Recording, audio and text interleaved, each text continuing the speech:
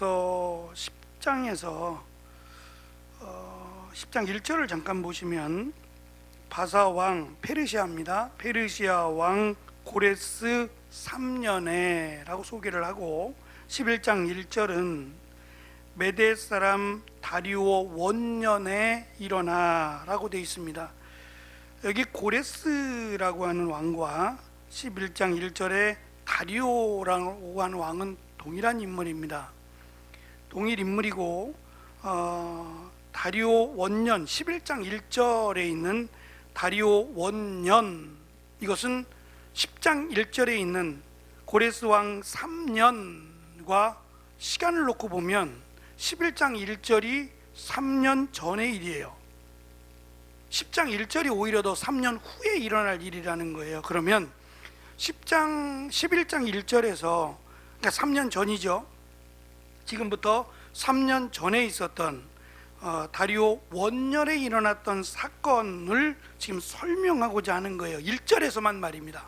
1절에서만 설명하고자 하는 건데 그것이 10장 끝부분에 있었던 내용이에요.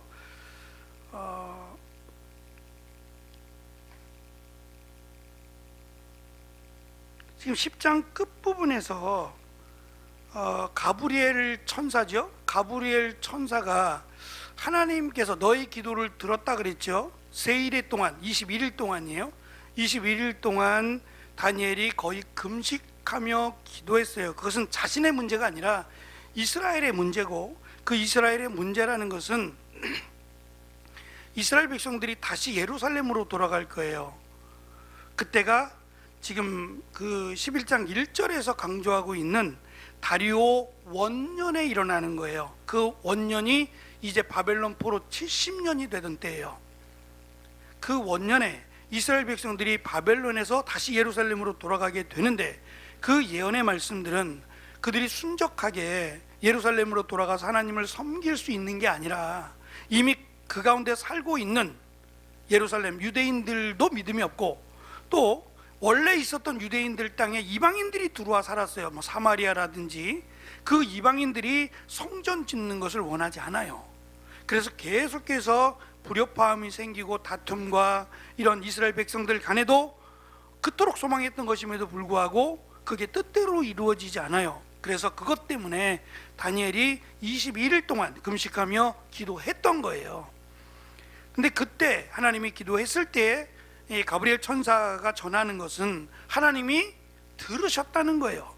들으셔서 하나님이 지금 다니엘에게 이 말씀 11장 10장부터 시작된 10장, 11장, 12장 이 예언의 말씀을 주시기 위해서 보냈어요. 보냈는데 가브리엘 천사인데요, 이 천사를 막았어요.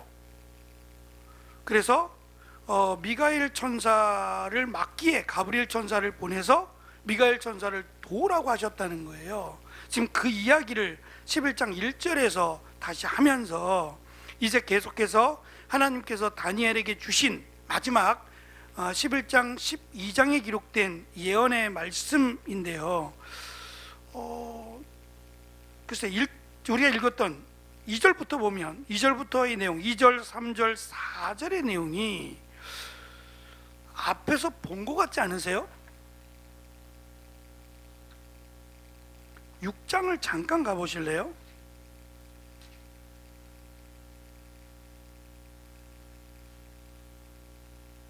6장에 다니엘이 사자굴에 들어가는 사건이 나와요.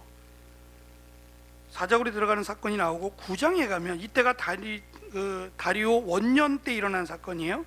그리고 9장으로 넘어가시면 9장에 이 기록된 예언의 말씀들이 지금 우리가 읽었던 11장 2절부터 4절까지의 내용을 다시 한번 정리하고 있는 내용이에요.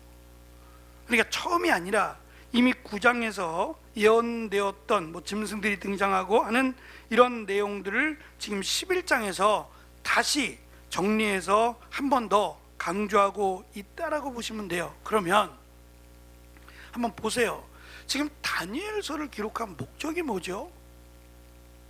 12장까지 장차 일어날 일들, 사실은 이스라엘 역사예요.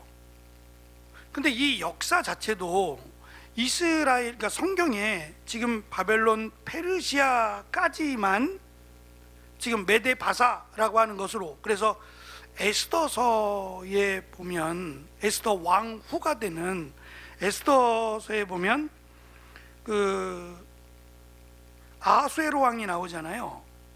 이 아수에로 왕이 그 페르시아가 이렇게 네 개로 나눠지게 되는데, 그 중에 하나의 왕이 이 아수에로 왕이에요. 그러니까 여기까지는 기록이 돼요. 여기까지에 대한 역사들은 기록을 하지만 구약 성경 끝까지 가도 그 이후에 예를 들면 알렉산더 대왕이 나오거든요. 그게 이제 그리스인데, 헬라 또는 그리스라고 불리어지는 알렉산더 대왕이 나오는 그 부분은 없단 말이에요. 그러니까 구약 성경하고 신약 성경, 구약 성경의 마지막 역사와 신약 성경이 들어오기까지 이 공백 기간이 있어요. 이걸 중간기라고 부르는데, 이 공백 기간이 약 400년이에요. 근데 이 400년 역사는 성경에 없다고요. 그러니까 우리는 모른다는 거예요. 우리는 모르지만 이스라엘 사람들이 모르겠냐고요. 그들의 아버지, 그들의 할아버지, 그들의 조상들로부터 이 얘기를 듣지 않았겠냔 말이에요. 그러면 이 내용이 장차 이루어질 이야기예요. 지금 이루어진 것부터 시작해서 앞으로 이루어질 로마까지로 이야기하자면 꽤 먼 이야기가 돼요. 한 500년 가까이가 되어지는 이야기거든요. 그러니까 이 이야기들을 한 이유가 뭐냐 이거예요. 그것도 상당히 많은 부분, 앞에서 말씀드린 다리오 원년에, 다리오 몇 년에, 이런 식으로 그 연도까지 정확하게 기록하면서 그때 일어났던 사건들, 믿음의 역사뿐만 아니라 나라가 바뀌는 거예요. 완전히 나라가 새로운 나라로 바뀌는 겁니다. 이거는 굉장히 큰 일인데, 지금 이 다니엘서에는 아수르에서 바벨론으로, 바벨론에서 페르시아로, 페르시아에서 헬라로, 헬라에서 로마로 등장하는 것까지를 예언한단 말이에요. 그러면 5개 지금 나라가 바뀌는 거잖아요. 이것을 12장밖에 안 되는데 이 5개 나라의 역사를 다니엘서 12장까지 끌고 가면서 마무리하는 이유가 뭐냐 이거예요.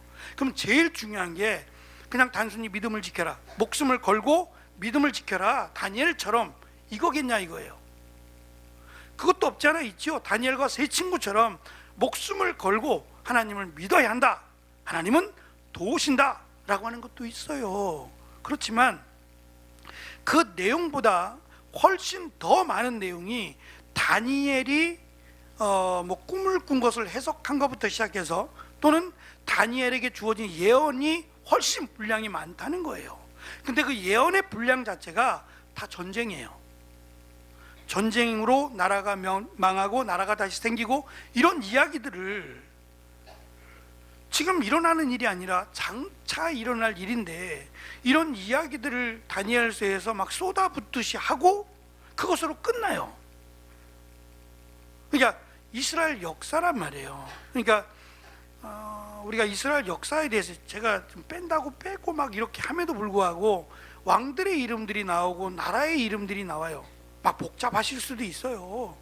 이 나라가 저 나라가 상관도 없는 과거의 역사인데도 이 나라들이 자꾸 나오고, 우리하고는 상관없어도 이스라엘하고는 아주 밀접한 나라들이거든요.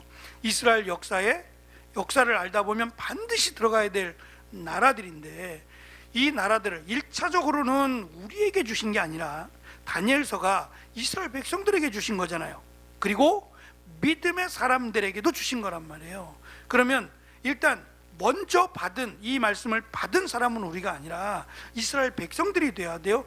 그들은 지금 다니엘이 받은 예언, 그리고 다니엘이 전달할, 가르칠 이 예언의 말씀을 어떻게 받아야 되냔 말이에요.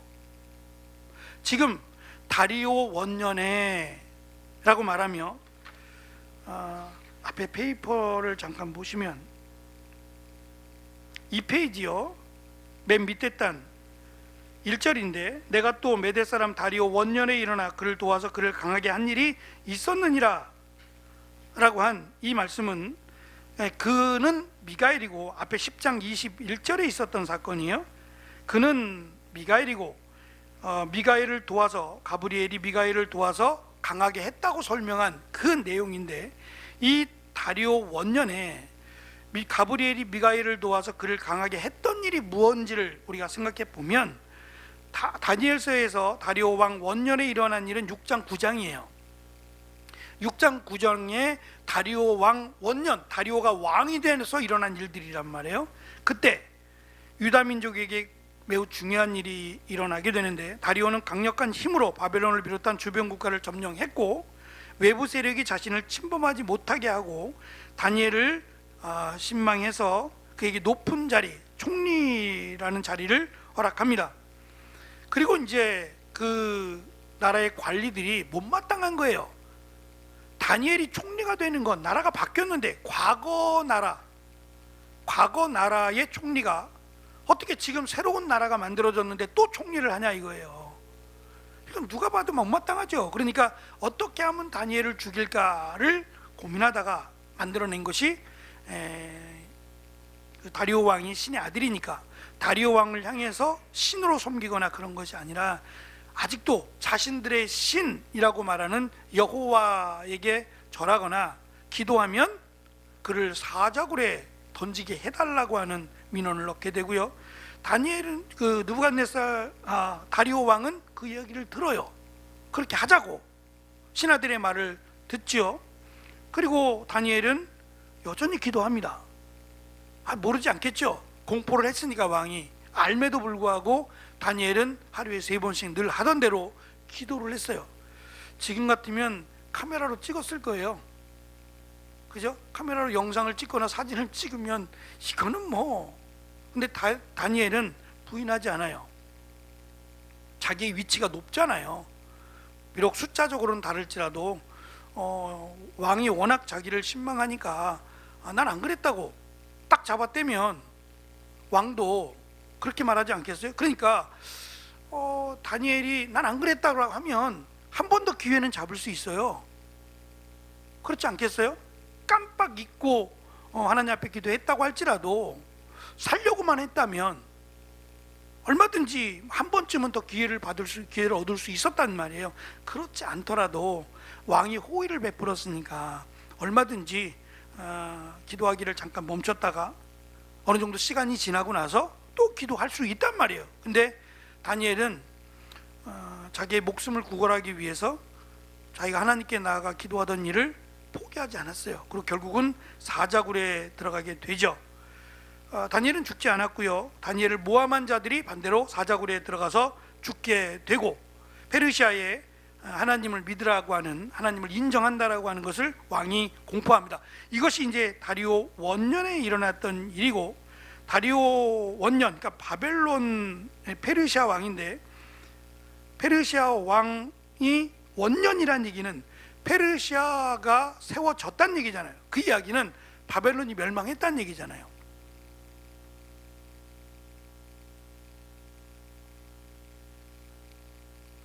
답답하시죠? 우리나라 역사도 아니고 이미 사라지고 없는 나라인데 그 나라를 말하고 그 나라의 왕들을 말하고 있으니 저도 참 갑갑하긴 합니다만,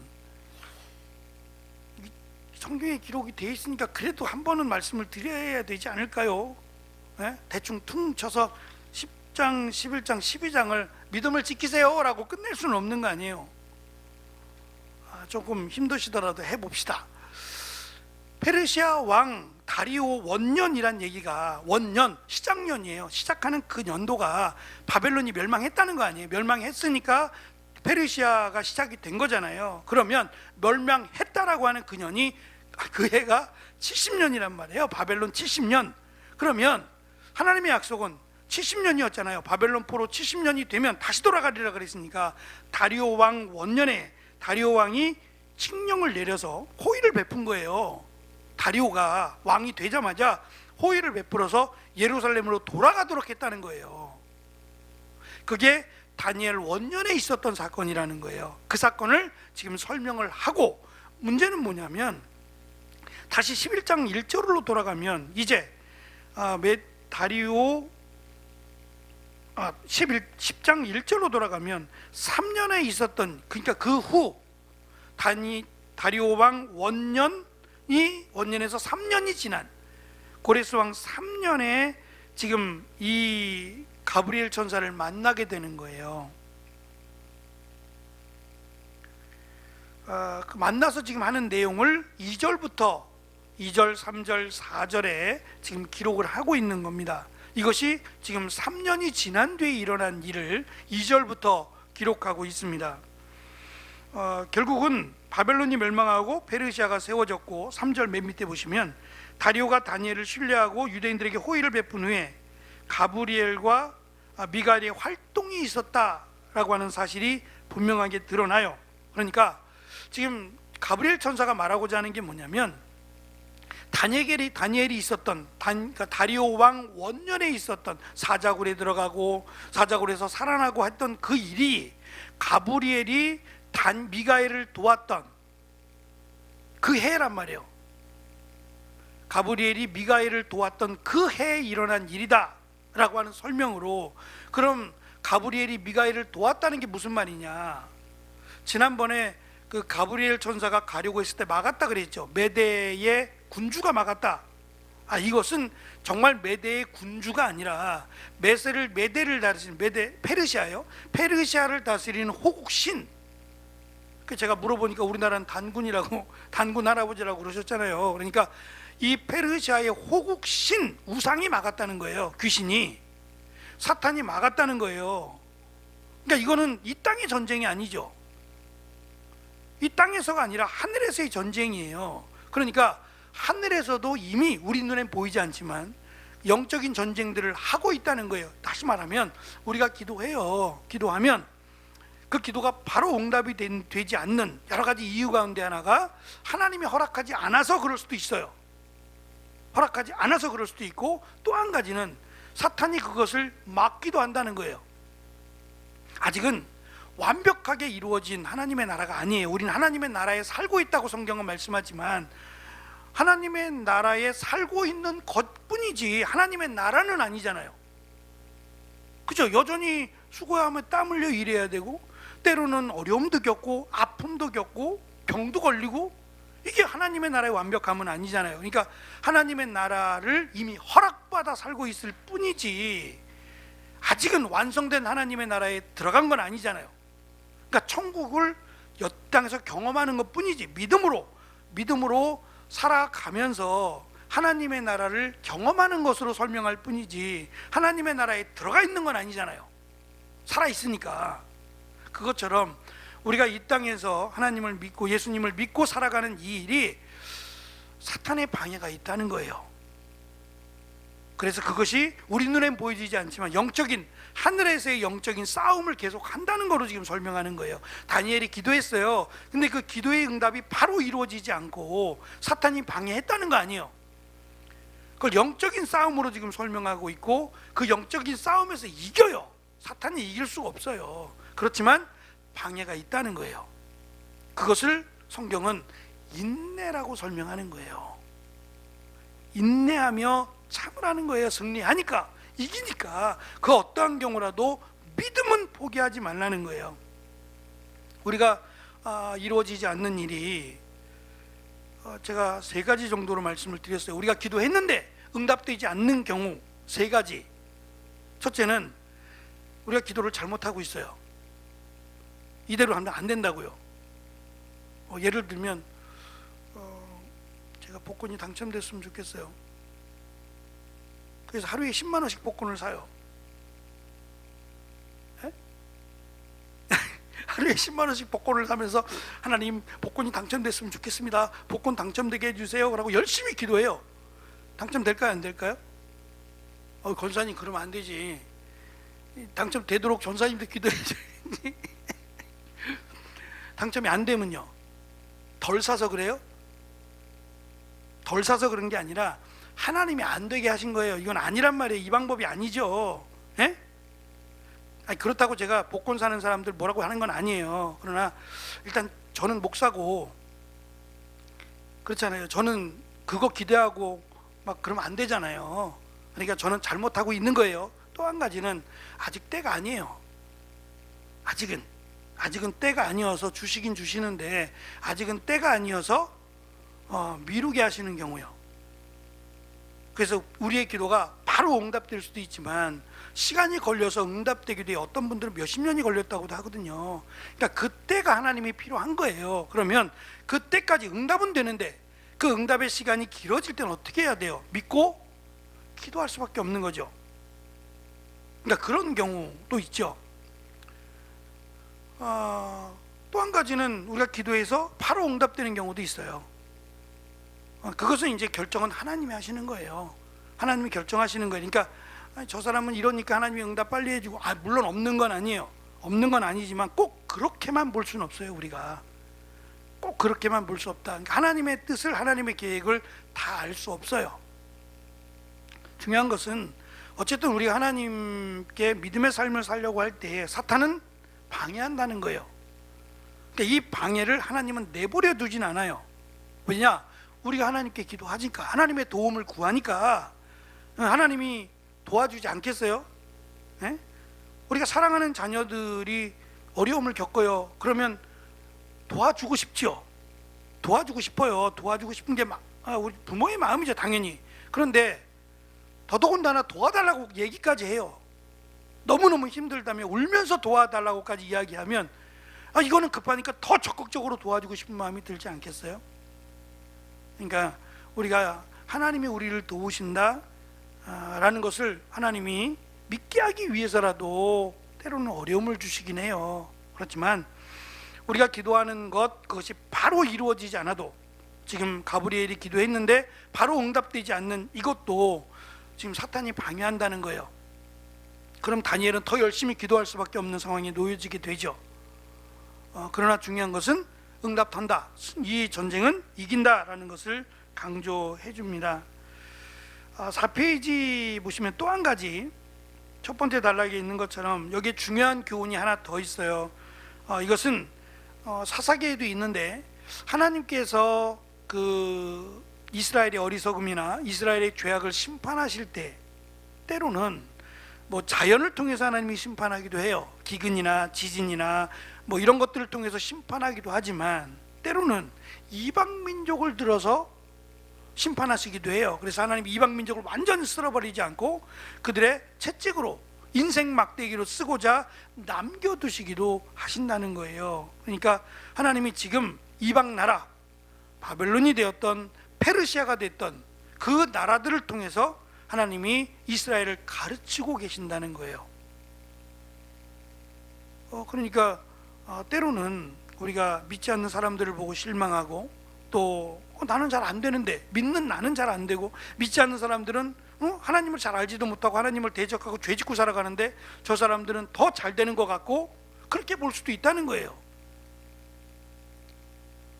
하나님은 오히려 그것을, 하나님이 그들을 이용하신다는 거예요. 그래서 시편 37편 또는 73편이 바로 그런 문제 때문에 고민하고 넘어진다는 거예요. 하나님이 우리를 사랑하신다고 해놓고 왜 나는 잘 안 되고, 저 안 믿는 저 원수나 대적들은 잘 됩니까? 하나님이 나를 버리셨습니까? 라고 하는 스스로의 시험의 함정에 빠져가지고 하나님을 떠나거나 믿음에서 포기하는 일들이 생기는 거예요. 거기에 대한 답은 이거예요. 73편의 말씀 끝이 이거 아니에요. 이걸 하나 깨달은 거예요.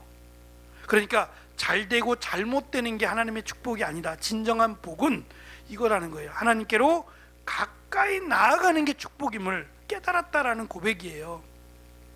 그러니까 우리의 경험이나 우리의 생각으로 하나님을 판단하지 말라는 거죠. 2절부터 시작되는 2절, 3절, 4절은 먼저 페르시아에 관한 계시고, 3, 4절은 헬라 또는 그리스에 관한 계시입니다. 바사에 대한 계시예요. 그냥 간단하게 설명을 드리면 바사 왕 고레스 또는 다리오죠. 고레스나 다리오가 죽고 새 왕들이 일어날 거라는 거예요. 그러니까 두 아들이 있어요. 고레스에게는 두 아들이 있는데, 두 아들이 아니다, 이거 아니다. 그거는 알렉산더 같아요. 고레스 왕이 죽고 그 뒤에, 이게 모르셔도 되지만 그냥 캄비세스 스메르디스 다리우스라는 이름은 많이 들어보셨을 거예요. 다리우스 1세가 등장해서 나라를 다스려요. 셋이 똑같이 통치하는 건 아니에요. 한 사람이 죽고 한 사람이 다시 나오고 한 사람을 죽이고 하는 일들이 반복되어서 세 개의 왕이 일어나는데, 가브리엘은 설명하기를 세 명의 왕들, 그 뒤에 네 번째 왕이 일어난다는 거예요.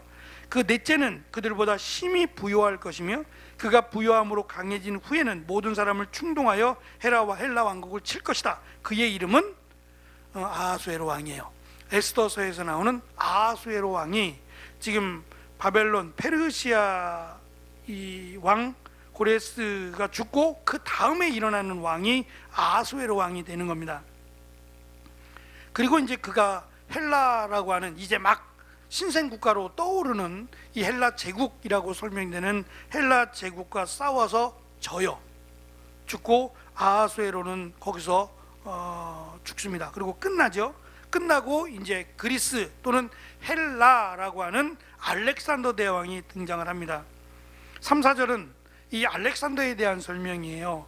한 능력 있는 왕이라고 설명되는 알렉산더 대왕. 지금 이것은 지금 제가 말씀드리는 11장의 내용들이요, 페르시아에 대한 예언, 그리고 페르시아에 세 왕이 있고 뒤에 네 번째 왕이 나오고 하는 요 내용. 알렉산더가 나오고 알렉산더가 죽고 두 아들이 있는데 두 아들이 다 암살당해 죽고 그 다음에 이제 네 개의 나라로 나누어진다라고 하는 이 내용은 거의 대부분의 학자들이 동의하는 거예요. 그러니까 이건 뭐 그냥 꾸며낸 이야기가 아니라 이 말씀대로 다 이루어져요. 정확하게 이루어져요. 그럼 결국 이때 당시에 살고 있는 사람들은 앞에 역사들이 정확하게 이루어진 거 알았죠. 하나님의 말씀이 그대로 이루어졌잖아요. 지금 다니엘이 살아있을 때, 다니엘이 다리오 원년이라고 하는 그때, 다니엘은 나이가 많아요. 그럼 다니엘보다 먼저 죽었던 사람들은 정말 그 일이 이루어졌는지 모르죠. 하지만 그들의 자녀들, 다니엘을 할아버지로 부르던 다니엘을 아버지로 부를 수 있는 나이의 사람들은 약속하신 대로 부모들이 그랬을 거 아니에요. 야, 70년만 참으면 다시 돌아갈 수 있다고 하셨다, 이 얘기 했을 거 아니에요. 그리고 그것을 겪었던 사람들이에요. 다니엘도 겪지만 다니엘과 함께 살아있는 1세대든 2세대든 3세대든 그들은 이 말씀이 그대로 이루어진 것을 믿을 수 있단 말이에요. 그러면 그것을 믿고 그 약속대로 이루어졌다면 그 이후에, 먼 이야기입니다, 그 이후에 일어날 사건들도 믿을 수밖에 없는 거예요. 근데 안타까운 게 뭐냐면 회복이 안 돼요. 지금 이 예언의 말씀들을 보면 지금 나라들만 자꾸 바뀌지, 이스라엘은요, 이스라엘은 계속해서 포로로 잡혀가는 거예요. 나라를 계속해서 빼앗길 것이고, 그럼 언제 회복돼요? 예수님 당시에도 회복이 안 됐어요.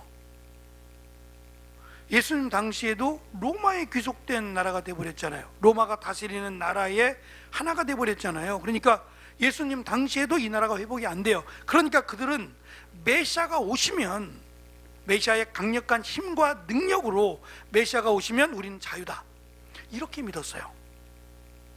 그러다 보니까 이게 더 커지겠죠. 커지다 보니까 메시아는 메시아답게 오셔야 된다 그랬죠. 메시아의 능력, 메시아의 권세를 보여주려면 하늘이라고 하는 인간이 상상할 수 없는, 요즘 같으면 비행기가 날아다니니까 뭐 하늘에서도 사람이 있을 수 있는데, 이때는 하늘이라고 하는 영역은 신의 영역이에요. 신의 영역이니까 그 하늘로부터 메시아가 땅으로 임한다고 믿어왔어요. 근데 예수님이 하늘에서는커녕 말 구유에서 태어나신 거 아니에요. 그러니 그 태어나는 모습만으로, 그 태어남만으로도 예수님을 메시아로 믿을 수 없는 거예요. 저는 그런 생각해 봤어요. 우리가 그때 태어나지 않은 게 다행이라고. 그때 태어나면 믿었을 것 같아요.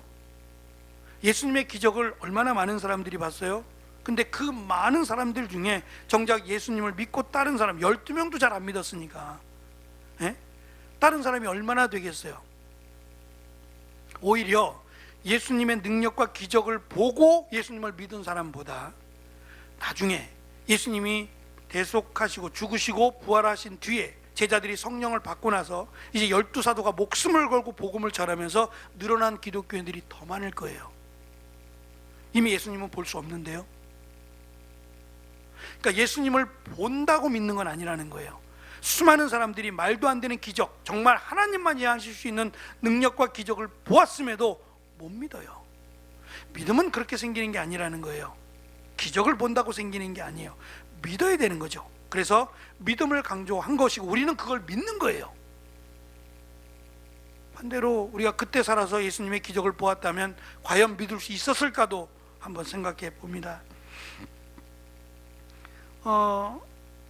그 8장의 환상 가운데 메데바사라고 소개된 순양이 나오고 숫염소라고 하는 헬라의 싸움이 나왔었어요. 8장에 환상 가운데 나왔었죠. 짐승들이 막 나오고 하면서 나왔는데 순양하고 숫염소가 싸웠는데 순염소가 이겼다 그랬죠.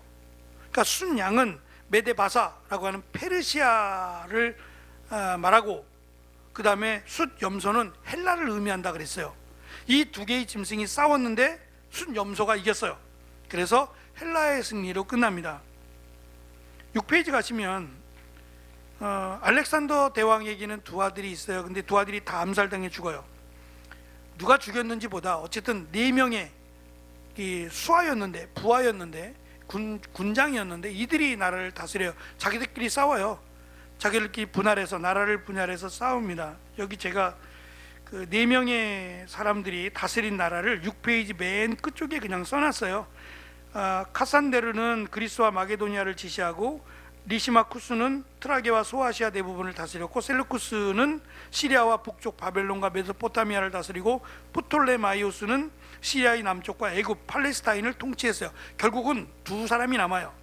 프톨레마이오스하고 그 셀루커스 두 개의 군인들이 남아서 이게 다 정리하고 두 개가 이렇게 싸우다가 결국은 헬라가 멸망하고 이제 로마가 등장하게 돼요. 그래서 4절까지는 헬라에 대해서, 헬라의 나라가 약속대로 4개의 나라로 나눠진다라고 하는 내용이 지금 기록된 내용들이에요. 근데 이 내용들 우리에게는 어렵고요. 저는 이름도 막 말씀을 드렸지만 여기 이름은 나오지 않아요. 그러니까 그 사람들의 이름이 중요하지는 않고요. 또 그 페르시아의 다리오 왕 할 때 다리오 왕의 왕 그 뒤를 잇는 왕이 처음에 3명 나왔다가 마지막 넷째가 나오게 되는데, 그럼 4명밖에 없느냐? 그것도 아니거든요. 뒤에 더 있어요, 왕들이. 그런데 그냥 4명만 기록을 한 거예요. 그러니까 이것도 구체적으로 다 기록할 필요가 없어서 그래요. 그러니까 이렇게만 설명해도 이 말씀대로 이루어질 일들을 겪은 사람들은, 그러니까 시간이 훌쩍 지나서 지금 이 시대를 살고 있는, 헬라 시대에 살고 있거나 그 이후에 살고 있는 사람들은 이미 과거가 돼버린 거죠. 우리에게는 이미 과거고, 예수님 당시에 살고 있던 유대인들이 볼 때는 다 과거 아니에요. 그런데 이 과거의 말씀이 이미 있었던 거잖아요.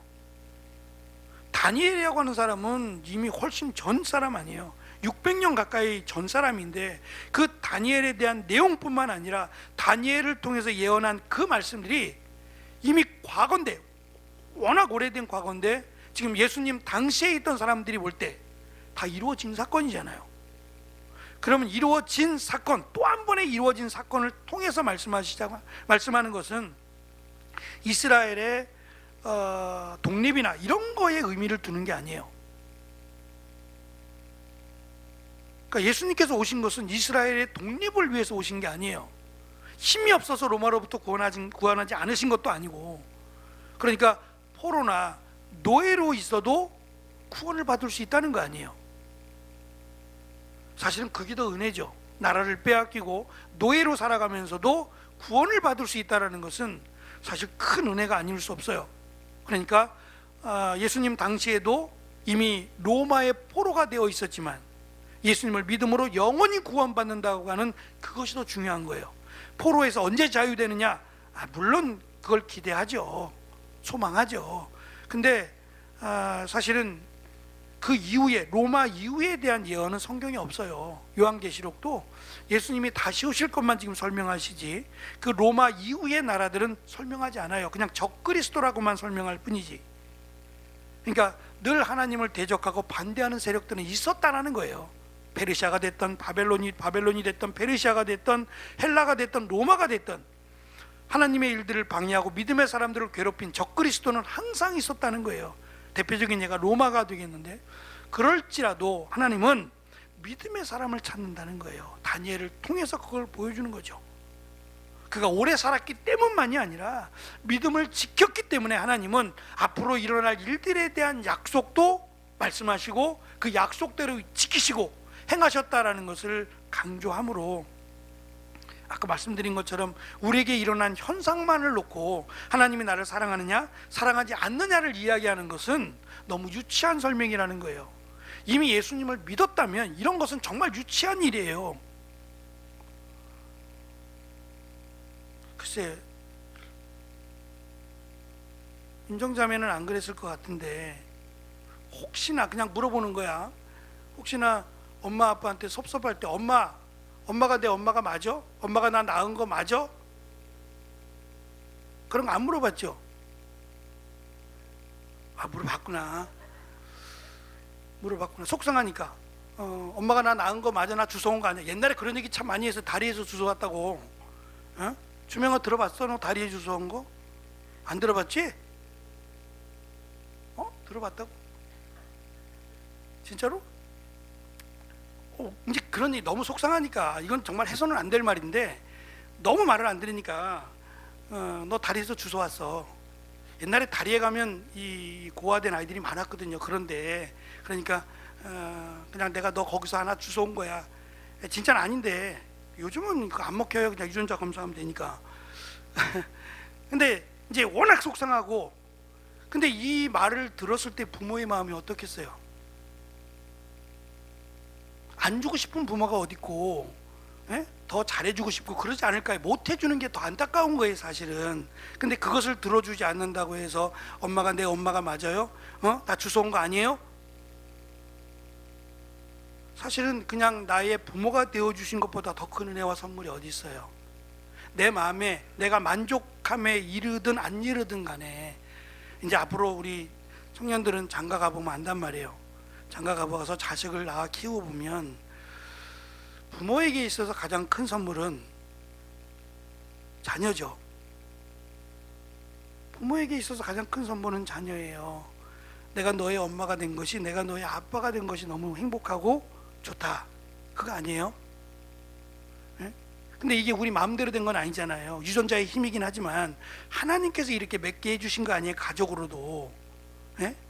내가 하나님의 자녀 된 것보다, 내가 예수 그리스도를 믿고 하나님을 아버지라 부르게 된 것보다 더 큰 은혜가 어디 있겠냐고요. 근데 자꾸 은혜를 달래. 왜 나는 은혜가 없냐 그래. 너무 유치하지 않아요, 그게? 이미 우리는 예수님을 믿는 거예요. 이것 자체가 하나님이 우리에게 주신 가장 큰 선물이자 축복이자 은혜인데, 우리는 이 은혜에 대한 감사는 잊어버리고 내가 원하는 거 안 준다고, 나 낳으신 거 맞아요? 나 주워온 거 아니에요? 라고 말하는 거와 똑같다는 거예요. 내가 아프니까 하나님이 떠난 것 같고, 내가 실패하니까 떠난 것 같고, 아니라니까요. 그렇게 해서라도 하나님이 더 붙들기를 원하시고 하나님께 더 가까이 나아가기를 원하실 수 있다는 거예요. 제일 중요한 것은 믿음이에요. 지금 그것을 강조하기 위해서 우리에게는 어렵지만 이스라엘 백성들에게 역사만큼 정확한 게 어디 있겠어요? 여기서 이름을 공개하진 않았지만 이미 나라의 이름들이 나왔어요. 그 나라를 상징하는 짐승들이 있잖아요. 그 짐승들은 나중에 후대에 알려지겠지만 가장 정확한 게 역사 아니에요? 그래서 다니엘서는 어느 왕, 어느 나라의 어느 왕 몇 년에 라고까지 정확하게 소개하기를 원하는 거예요. 역사의 정확성을 강조하기 위해서. 결국 이 내용 가운데 이스라엘은 회복되지 않습니다. 잠깐 돌아갈 뿐이죠. 근데 여전히 죄악을 지어요. 죄를 짓고 하나님과 멀리함으로 로마에게 또 함락되는 이 아픔을 또 겪어야 돼요. 그럼에도 말씀드린 것처럼 하나님이 안 버린 게 감사한 거예요. 죄로 따지고 하나님에게 불순종한 거로 따지면 이 땅에 남아있을 사람 없을 거예요. 하나님이 우리를 사랑하니까 그럼에도 불구하고 우리의 기도를 들어듣기를 원하시고 하나님 앞에 나와 기도하는 자를 기뻐하시는 것은 사랑으로 밖에는 설명이 안 돼요. 정말 법적으로 이렇게 따져 묻는다면 살아남을 사람은 세상에 어디 있겠냔 말이에요. 그것을 우리가 은혜라고 부르죠.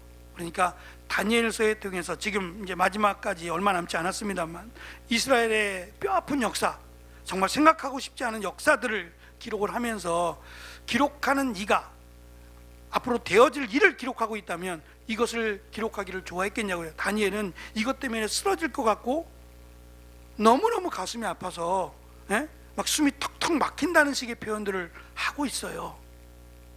그런데 이미 지나간 다니엘서를 이미 겪었던 그 후대 사람들이 다니엘서를 보게 되면 지금 자기들이 당하는 이 고통은 아니지만 이러한 아픔이 있었다. 그리고 하나님께서 이 아픔 속에서 원하시는 게 무엇인지를 찾으려고 하지 않았겠냐고요. 그래서 우리가 지금 시편의 말씀을 나누고 있는데 시편의 말씀에 상당히 많은 부분이 바벨론으로 포로 잡혀 갔을 때의 내용들이에요. 그때 지어진 시가 아니더라도 훨씬 앞에 다윗이 지은 시라도 이 시 다윗이 겪었던 경험, 고백들이 지금 이스라엘 백성들이 포로 생활하면서 겪어야 될 이런 삶과 무관하지 않아서 의도적으로 시편을 편집하면서 끝쪽에다가 이미 오래전 시고 노래지만 이것을 의도적으로 바벨론 기간에다가 넣어버린 경우도 상당히 많아요. 그것을 바벨론에 포로 잡혀간 그것을 교훈으로 삼으라는 거예요. 그리고 그것을 반면교사로 삼아서 더욱 하나님께 가까이 나아가기를 시인들은 시편은 우리에게 강조하는 것처럼 다니엘서를 통해서 다니엘만을 강조하고 있는 게 아니라 다니엘을 통해서 보여주신 역사가 그대로 이루어진다. 정신 차리고 너희들이 70년을 그냥 보낼 게 아니라 하나님의 약속 가운데 믿음을 지키라고 하나님이 말씀하시고 그 이후에도 여전히 포로 생활 가운데 있지만 그래도 하나님이 믿음을 지킨 자들과 항상 함께 하겠다는 거예요. 다니엘과 세 친구들을 하나님이 지키셨죠. 물론 세 친구들이 언제까지 살았는지는 알 수 없어요. 그러나 한 가지, 적어도 그들은 믿음을 지켰다는 것은 우리가 앞에 있는 내용을 통해서 확인할 수 있어요. 다니엘처럼 다 장수하며 살면 좋겠지요. 그렇지 않더라도 다니엘은 지금 할 일이 있어요. 나이가 많지만 그 나이 많은 다니엘을 통해서 하나님이 계시하실 일들이 남아있거든요. 그러니까 하나님은 믿음의 사람을 버리지 않는다. 어떠한 환경이 있더라도 하나님을 찾고 믿음을 지켜가는 자들을 하나님은 축복하신다라고 하는 것을 실제적인 역사들을 통해서 다니엘서가 우리에게 가르쳐 줍니다. 이스라엘 역사라 조금 어렵고 하는 면은 없지 않아 있지만 하여튼 이 역사들을 통해서 진실을 말하고자 하고 사실을 통해서 살아계신 하나님이 역사를 다스리신다. 그리고 하나님은 언제나 믿음의 사람들을 찾으신다라고 하는 사실을 우리가 깨닫고 우리도 믿음 가운데 살아가는 귀한 은혜가 있기를 간절히 축원합니다. 기도하겠습니다.